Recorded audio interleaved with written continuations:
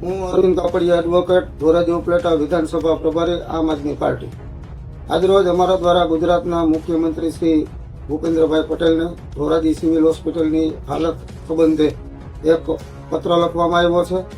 Dhoraji civil hospital છે એ દાતાઓ દ્વારા અદ્યતન આધુનિક બિલ્ડિંગ દાતાઓ દ્વારા નિર્મિત કરવામાં આવેલ છે।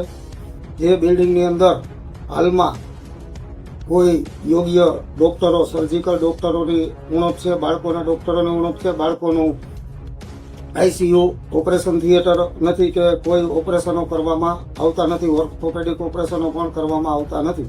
જરૂરી નર્સિંગ સ્ટાફનો અભાવ છે। ધોરાજી સરકારી હોસ્પિટલ માંદગીના બિછાના છે। તેથી અમે મુખ્યમંત્રીશ્રીને રજૂઆત કરી છે કે દિન 15ની અંદર જરૂરી તમામ ઓપરેશન વિભાગો ચાલુ કરવામાં આવે, યોગ્ય ડોક્ટરોની નિમણૂક કરવામાં આવે, અન્યથા આમ આદમી પાર્ટી દ્વારા જલદ આંદોલન કરવામાં આવશે।